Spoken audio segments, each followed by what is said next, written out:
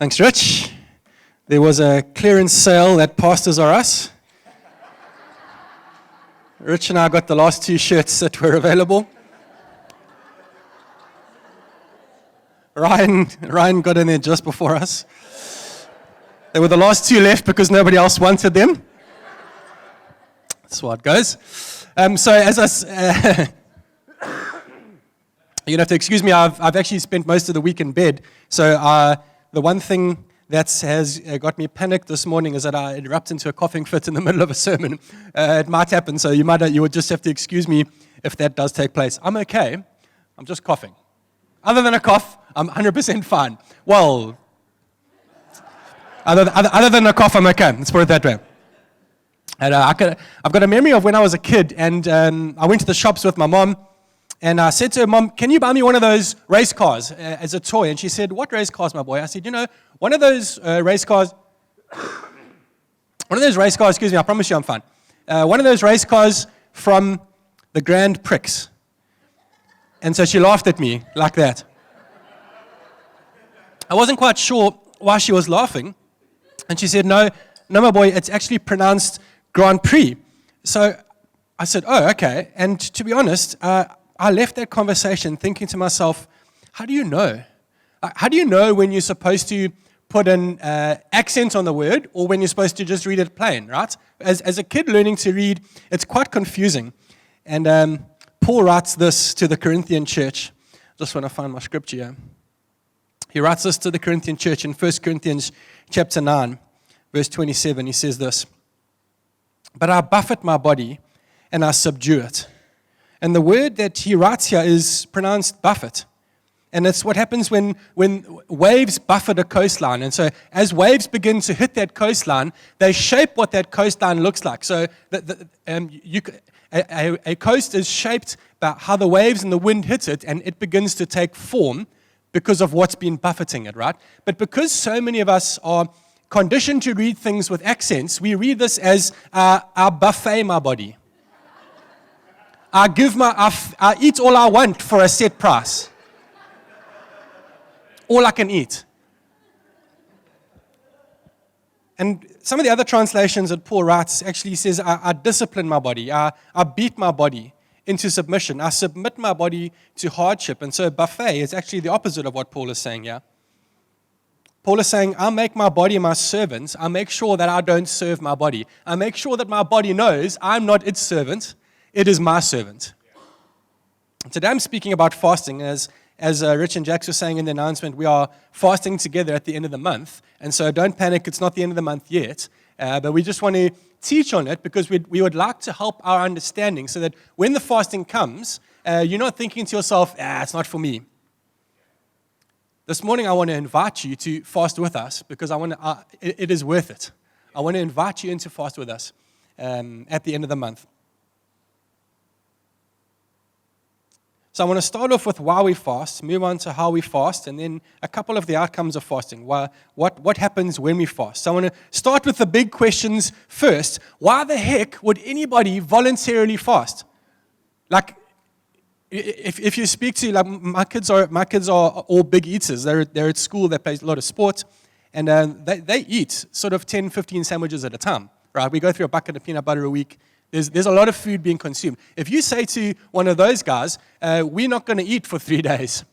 Are we short of money? No, we've decided voluntarily not to eat for 3 days. Right? That's quite a hard sell if you don't understand. So why would we ever decide to fast? So before I get into the reasons of fasting, I want to ask us an overarching question. And we've been asking ourselves this question for the last 12 months. Who am I becoming by the things that I'm doing? So we all need to settle this question for ourselves. Who are you becoming by the things that you are doing? See, your life is headed in a direction, but for so many people, the spiritual direction that our life is headed in is undefined. It's an undefined outcome, and it's an undefined direction. We just meander through our spiritual life without much thought of who we are becoming. So who I'm becoming is everything to do with the things that I do. And when I say the things that I do, I mean the things that you think about, the things that you read, you watch, the things that you listen to, the things that you speak, and the things that you physically do.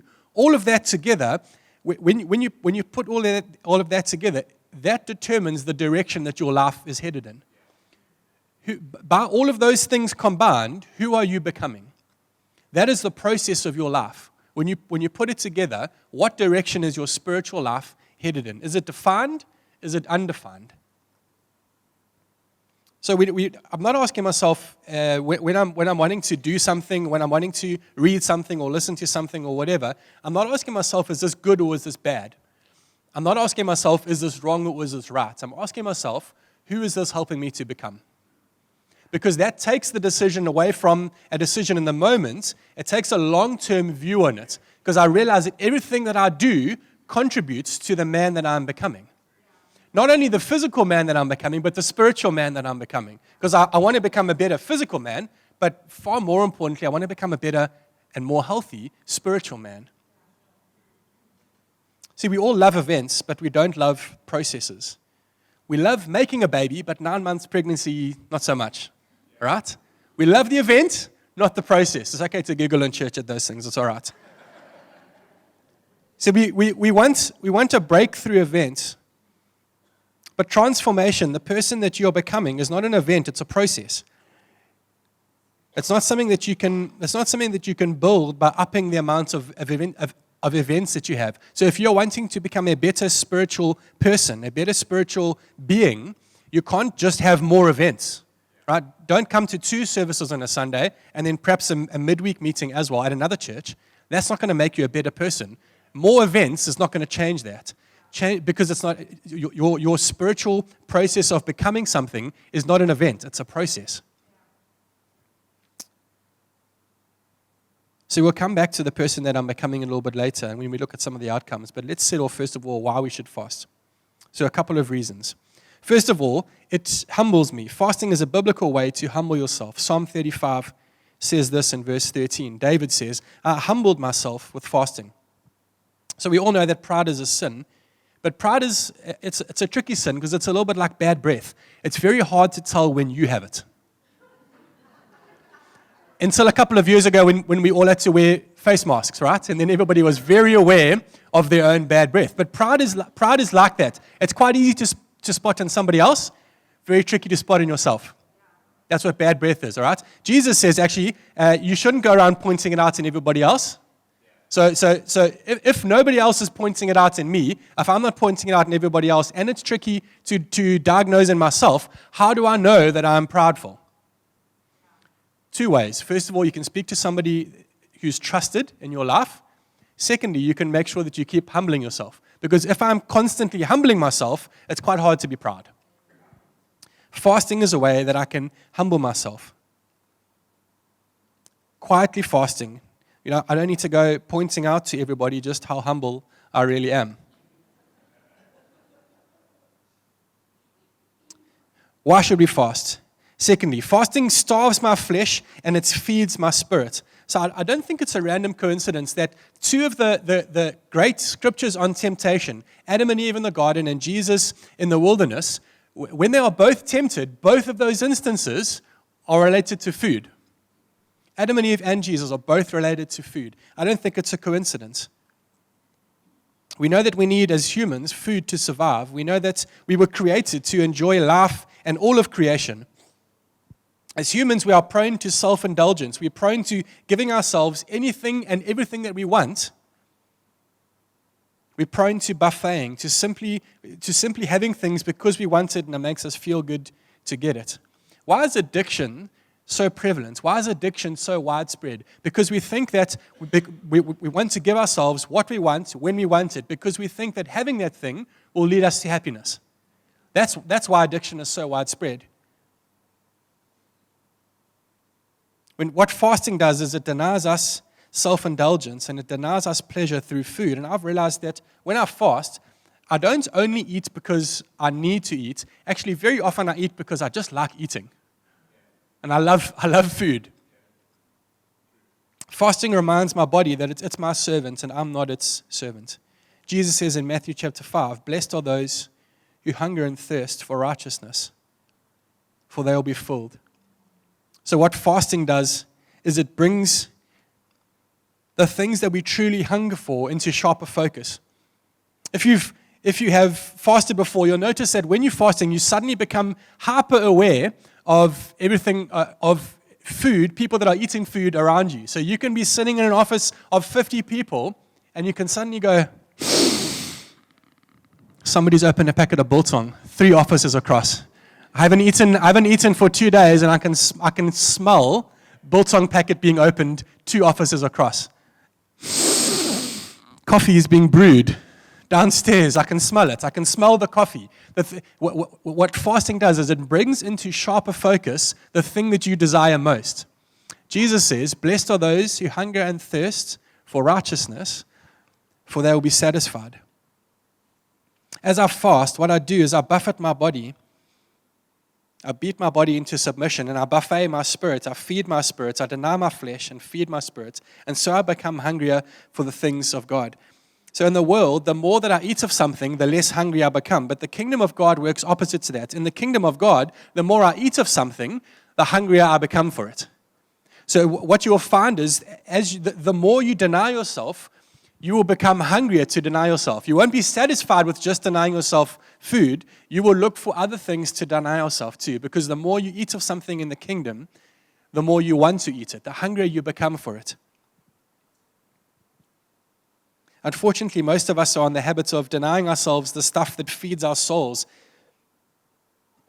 And we feed ourselves all the stuff that leaves us spiritually malnourished. We deny ourselves the wrong things. It's the spiritual equivalent of saying, I'm going to deny myself that vegetable and I'll feed myself this ice cream.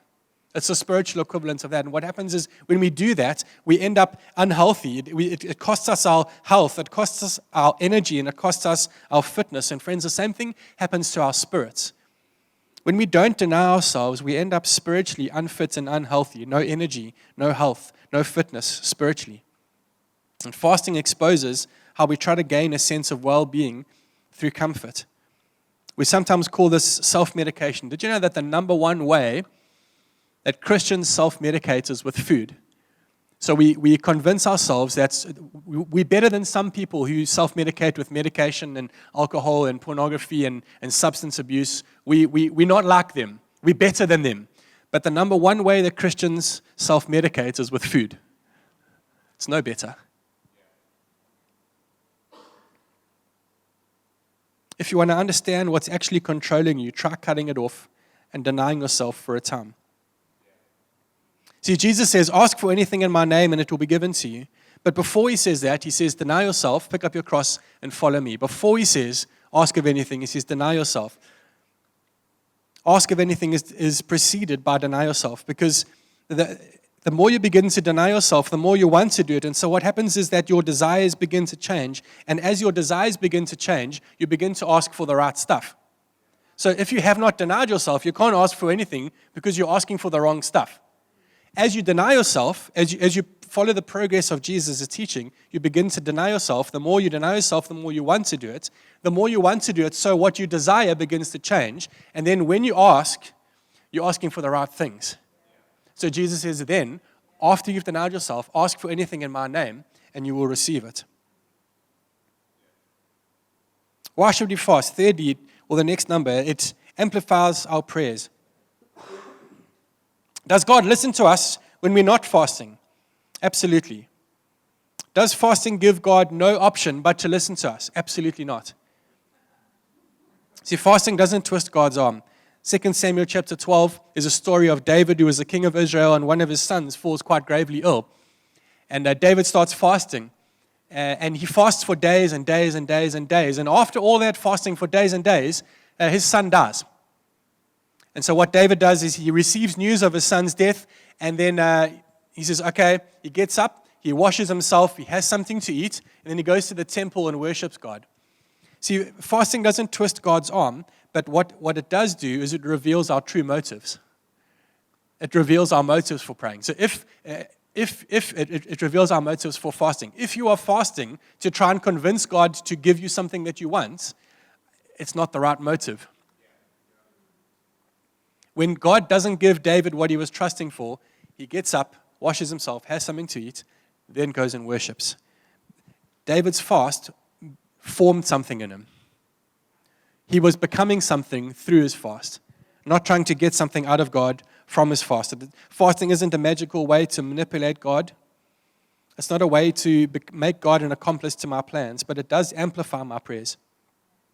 Mark chapter 9, there's a story of a man who's possessed by a demon, and Jesus' disciples try and cast out the demon, but they can't. And so Jesus comes and he prays for the man, he rebukes the demon, and the demon leaves. And after that, Jesus' disciples come to him and say, why couldn't we cast that demon out? And he answers them in verse 28, and he says, after Jesus had gone indoors, his disciple asked him, why couldn't we drive it out? And he says, Jesus replied, this kind can only come out by prayer and fasting. So Jesus is not recorded to have fasted very often, but it's clear that he saw value in it. Jesus says that fasting is a private activity meant to spiritually commune with God, and it's not to win spiritual brownie points, A, with God, or B, with the people around you. It's not to make you look more spiritual.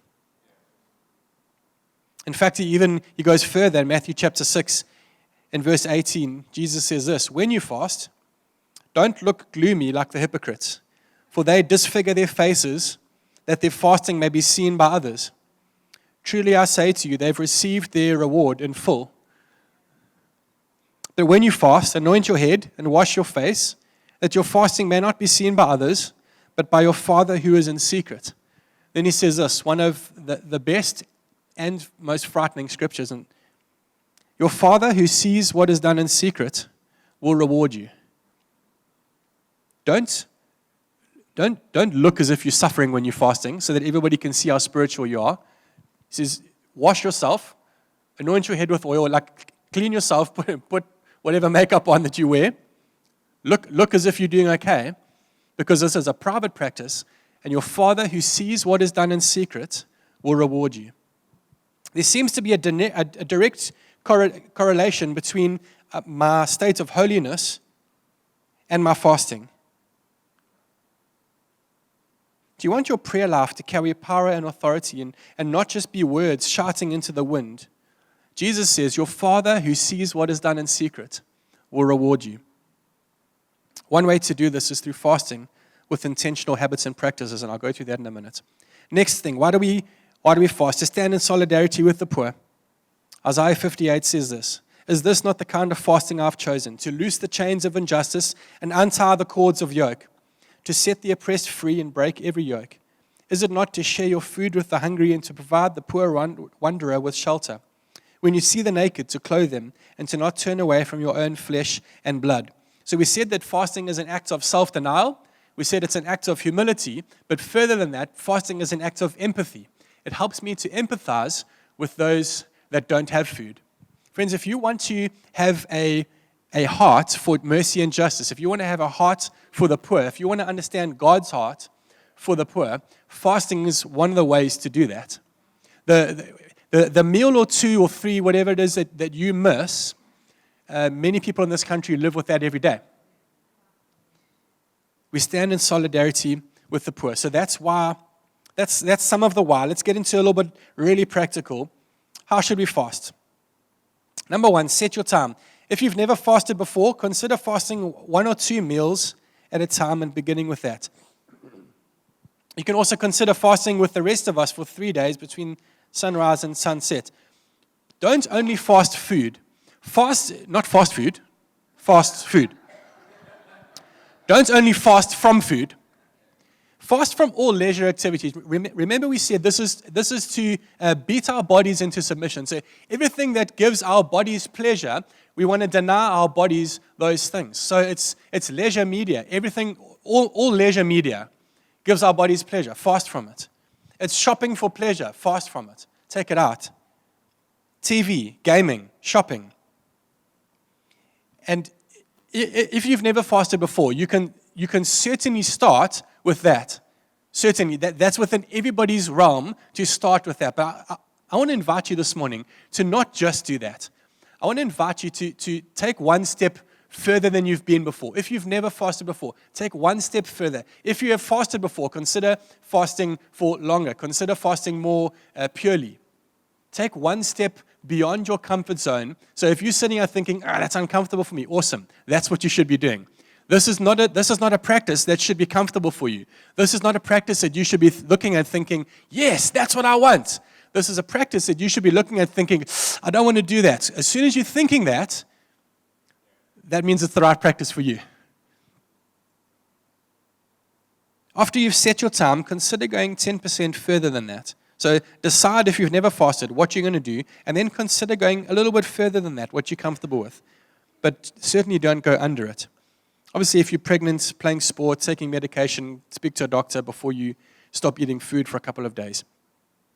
While we're stopping food, make sure that you're drinking lots of liquids. Water is the best. Soft drinks are not good for your digestive system. And caffeinated drinks, energy drinks, tea, coffee, they stimulate your nervous system. So what you don't want is your digestive system through sugars and your nervous system through caffeine to be fully operating while there's no food in your system, right? That's not going to be good for you. Drink lots of water. Remember, you are 75% water. Just keep topping yourself up. The more you can drink, the better. Drink lots and lots of water, and drink, I would say, water only. But also, some people do drink coffee. I think, first of all, it's bad from your nervous system point of view, but I also think that coffee is a bit of an indulgence, right?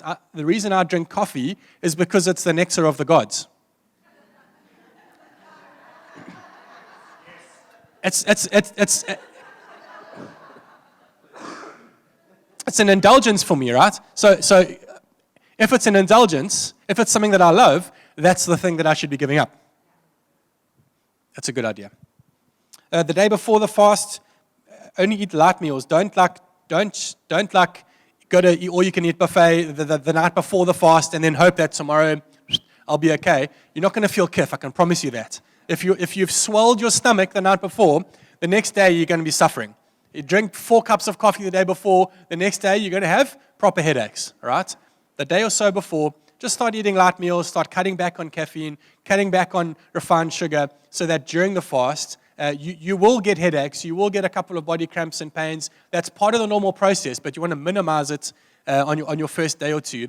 Minimize it from the day before. Start cutting back a little bit. And just general public health announcement, make sure that you brush your teeth.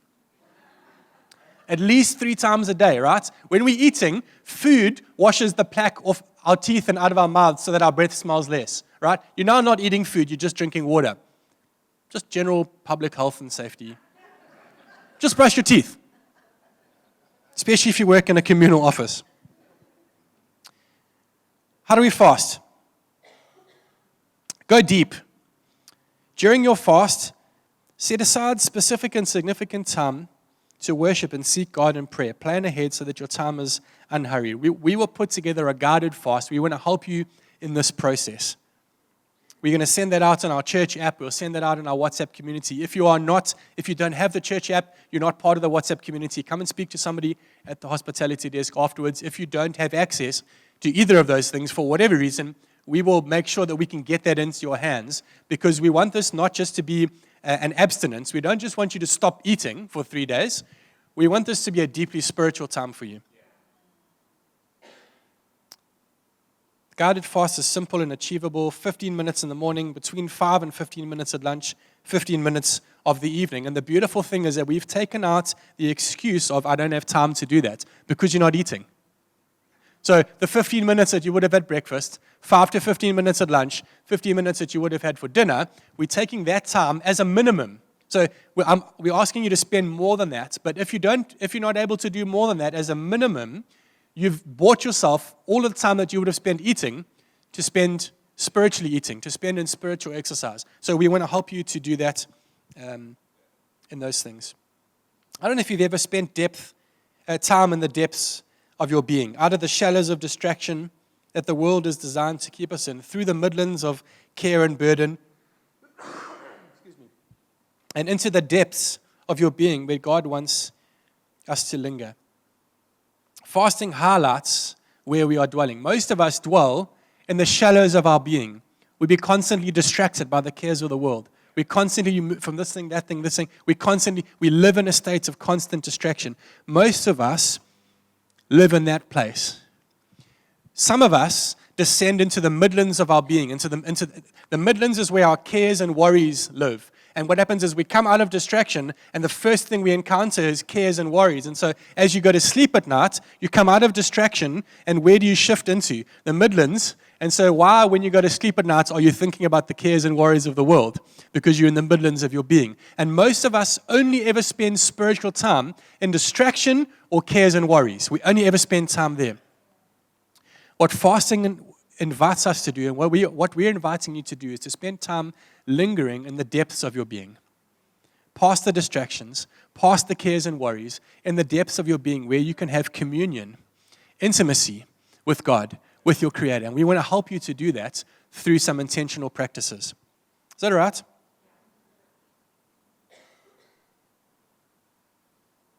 So fasting isn't only an abstinence, it's a whole being practice. Fasting isn't only stop eating and then do everything else that you would normally do.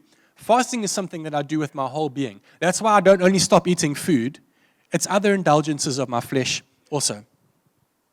It's a way for Jesus to grow you and speak to you, not only through your intellect, not through reading a book, not through listening to a song or a podcast, but it's a way for Jesus to grow you and speak to you through your stomach.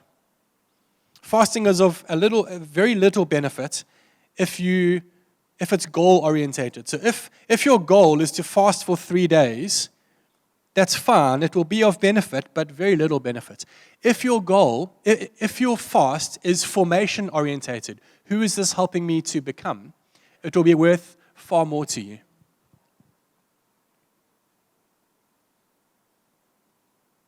So again, very practical. Rest well. Go to sleep early. The first day or two of the fast are the most challenging. Persevere through this period. Consult a doctor, again, if you are unsure of any headaches or body reactions. But this is a time, you will very seldom hear this said by a pastor from the front. This is a time to push yourself. This is a time to go beyond what you are naturally comfortable with. Because we are so accustomed to living and giving our bodies what we want. We want and we take, and we want and we take, and we give and we give and we give. And when we cut that off, it becomes very uncomfortable for us. And so this is a time to push yourself past what you are comfortable with. Again, obviously within reason. What you'll find is as you begin to fast leisure media, it will be easier for you to go to bed earlier. As you have abstained from caffeine and most refined sugars and drinks, and as you've drunk a lot of water, you'll also find that you will fall asleep easier. So you will be able to go to bed earlier, and you will be able to fall asleep easier. Those two things together equal better rest. Don't use that extra time that you've bought yourself to catch up on work that you could do tomorrow. No, lean into it, rest well, because this is again, we don't want to dwell in the distraction and the cares and worries. We want to give ourselves time to dwell in the depths. So let's look at 3 quick outcomes of fasting, and then we're done. First of all, fasting will give us integrity. Our faith, my faith, is both personal and it's public. To have integrity means that I'm able to draw a straight line between my personal faith and my public faith. Who I am in private and in my personal faith is the same man that I am in my public faith. Remember, Jesus says, your Father who sees what is done in secret will reward you. When there is a difference, when there's a discrepancy, not a straight line between my personal faith and my public faith, I'm on a shortcut to burnout. Spiritual disillusionment. I'm done with this. It doesn't work. No, because you're trying to be something in public that you're not in private. So many people want their faith to have a public impact, but because there's little to no impact in their personal faith, our public faith also has little to no impact. Friends, we lack power and authority in our public faith because of 2 things: what we do and what we don't do in our personal faith.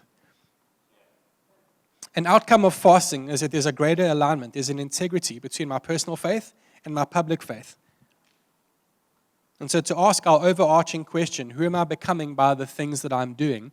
Another way, who am I publicly becoming by the things that I'm privately doing? Fasting is one of the ways that you can begin to remedy that, who you are publicly becoming by what you are privately doing.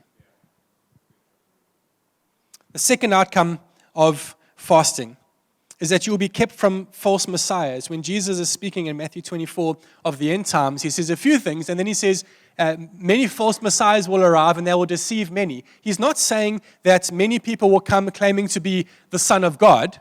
We have a couple of those, but most of them are whack jobs and they're quite easy to spot, all right? That's not what he's saying.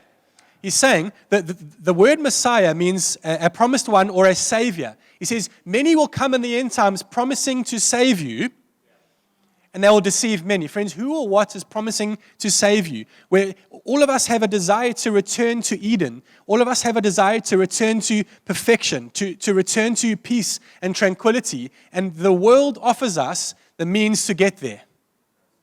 If you watch this, if you eat that, if you do this, if you take part in this, if you can get this right, if you can earn this much money and do that, then your life will be in Eden. Actually, that's a false Messiah. It's promising you something, it can save you, and it can't. Fasting saves us, it keeps us from false messiahs. Who or what is promising you what only Jesus can deliver? Who or what is promising you peace, fulfillment, comfort, connection, attachment, joy, purpose? When we seek these things through self-medication, self-indulgence, we are trying to enter the kingdom without going through the king. And so we become afraid and anxious, and our attention is drawn to our anxiety and our fears and away from Jesus. Friends, don't unite with this. One of the other things that Jesus says in Matthew 24 is that there will also be desolation. Desolation is a lack of life. Desolation is barrenness and dryness. Desolation is a desert instead of an Eden.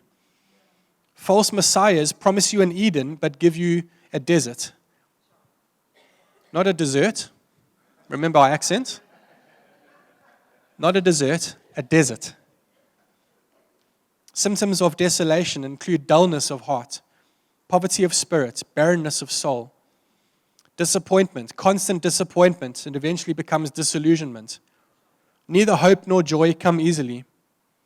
Worst of all comes a complete blankness in your life with God. I only feel disappointments and disillusionment, and eventually I actually just feel nothing spiritually. Desolation. Symptoms of we end up in a place of desolation because we have followed a false Messiah, something that has promised us to save us, to deliver us, promised us something that it cannot deliver. Fasting keeps us from false messiahs. The opposite of desolation is attachment and nurturing. What are you attaching to? Another way of saying that is, what have you given union to? Who or what have you given yourself to union with? Fasting breaks unions that we've created with the things of this world, and it nurtures a union with God. It rescues us out of the desolation of the shallows and cares, and it nurtures a deep union and connection with God. Matthew chapter 24, I end with this in verse 16. It says this. Then Jesus went to work on his disciples. He said, anyone who intends to come with me has to let me lead. You're not in the driver's seat, I am. Don't run from suffering, embrace it. Follow me and I'll show you how. Self-help is no help at all. Self-sacrifice is the way. It's my way to finding yourself, your true self. What kind of deal is it to get everything you want, but to lose yourself? What could you ever trade your soul for? Friends, I want to invite you this morning to give consideration. I'm not trying to convince you to fast with us. The Christian faith is always an opt-in. Jesus always offers us an invitation. Jesus says, if you want to have my kingdom, you first have to have me. Fasting is an invitation to buffet your body as waves buffet the coastline, and over time they begin to shape what the coastline looks like. So as you buffet your body, it will begin to shape what it looks like. And I'm actually talking physically too. Because holiness looks good on you. Sin makes you look ugly. I've seen it. Holiness looks good on you, and sin makes you look ugly. It's the truth. I'm not saying that Christians are the best looking people in the world, necessarily, but when you're living a life of surrender, a life of self-denial, and not a life of self-indulgence, you'll see it. You'll see it in your eyes. You'll see it in your countenance, how you present yourself to others. You'll see it in your deep inner peace. holiness looks good on everyone. Can you stand with me, please?